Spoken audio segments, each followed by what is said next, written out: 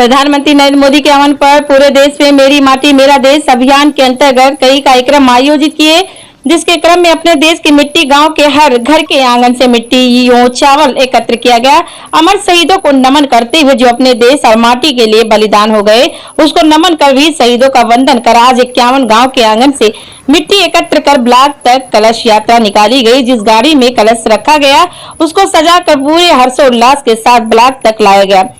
तथा ब्लॉक परिसर में एक भव्य समारोह का आयोजन किया गया, जिसके मुख्य अतिथि सांसद जगदम्बिका पाल, विशिष्ट अतिथि प्रदेश महामंत्री, विधान परिषद सदस्य सुभाष यदुवंश रहे। यहाँ हर गांव से आए हुए कलश को पूरे विधि विधान एवं मंत्रोच्चारण के साथ एक कक्ष में सुरक्षित रख दिया गया और यहीं से दिल्ली अमृत वाटिका के लिए भेजा जाएगा। सांसद जगदम्बिका पाल ने वीर शहीदों को याद करते हुए उपस्थित लोगों को पंचप्रण की शपथ दिलाई। सुभाष यदुवंश ने कहा, हमारे देश के स्वतंत्रता संग्राम सेनानी देश की माटी के लिए बलिदान हो गए जवानों को हमारी सरकार अमृत काल मनाकर याद करने का कार्य कर रही है, जिसको पिछली सरकारों ने परिवारवाद जातिवाद की राजनीति में भूल गई थी। सांसद जगदम्बिका पाल ने कहा, प्रधानमंत्री के आह्वान पर दिल्ली में अमृत वाटिका बनाने के लिए 7500 कलशों में देश के कोने कोने से मिट्टी लेकर अमृत कलश यात्रा निकाली जा रही है।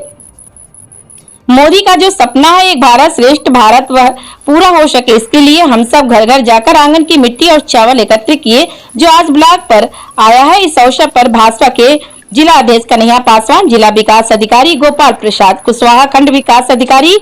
अरुण कुमार पांडे, सहायक विकास अधिकारी आशुतोष मिश्रा, ब्लॉक प्रमुख प्रतिनिधि राजेश मिश्रा, मंडल अध्यक्ष रमेश मणि त्रिपाठी, जिला अध्यक्ष प्रधान संघ पवन मिश्रा, ब्लॉक संघ अध्यक्ष गंगा मिश्रा, सांसद प्रतिनिधि एसवी अग्रवाल, संचालक अभिनव ओझा, मुन्ना लाल गौड़, जितेंद्र चौधरी, सोनू मिश्रा सहित सभी ग्राम प्रधान, सैकड़ों ग्रामवासी उपस्थित रहे। और उस कलश को आज जो हमें सौंपा गया है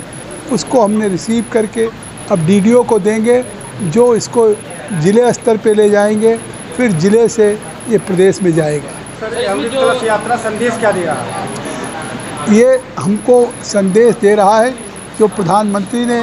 इस अवसर पर सभी देशवासियों से अपील किया है कि गुलामी के उस एक एक अंश को मिटा देना, अपनी विरासत पे गर्व करना, भारत को एक विकसित भारत बनाना, देश की एकता और अखंडता के लिए लोगों को एकजुट करना और भविष्य में भारत की अखंडता को, भारत की आज़ादी को अक्षुण्ण रखने में अपने को प्रण लेना, ये इस आज़ादी के इस यात्रा का मकसद है। सर, हीरो के बंधन के वंदना में जो लोग शामिल हुए हैं उनकी क्या भूमिका है इसमें, तो क्या समझते हैं? स्वाभाविक है कि आज आपने देखा कि जिस तरह से जो गांव सभाओं ने अच्छा काम किया, बड़ेहर ग्रांट में हमने वहाँ मुख्यमंत्री की योजना में स्वयं परम पूज्य योगी आदित्यनाथ जी ने उस गांव को 9 लाख रुपए का अतिरिक्त बजट दिया है। जिन लोगों ने अच्छा काम किया, आज विकास खंड अधिकारी, जिला विकास अधिकारी और हमारे ब्लॉक प्रमुख के द्वारा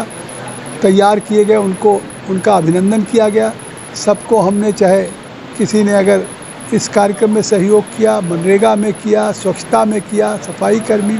सबका आज हमने इस अवसर पे अभिनंदन किया है। ये मात्र अभिनंदन नहीं है, ये सभी प्रधान के सामने इस सार्वजनिक कार्यक्रम में उनका अभिनंदन उनके लिए भविष्य में और अच्छे कार्य को लिए प्रेरित करेगा, ये उनके लिए संबल देगा, ऊर्जा देगा। सर, आज आपने 5 प्रण दिलाए हैं, क्या है वो? 5 प्रण हमने आपको कहा कि एक तो भारत की उस आज़ादी की जो विरासत है, उस विरासत को हम अपने गर्व करें, इसका प्रण दिलाया है। भारत की जो गुलामी का अंश है, उस गुलामी के एक एक अंश को हम समाप्त कर दें, जिससे कि गुलामी की निशानी या गुलामी की उस दास्ता से लोगों को छुटकारा मिले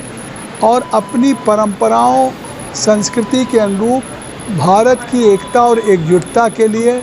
हम लोगों में एक वातावरण तैयार करें।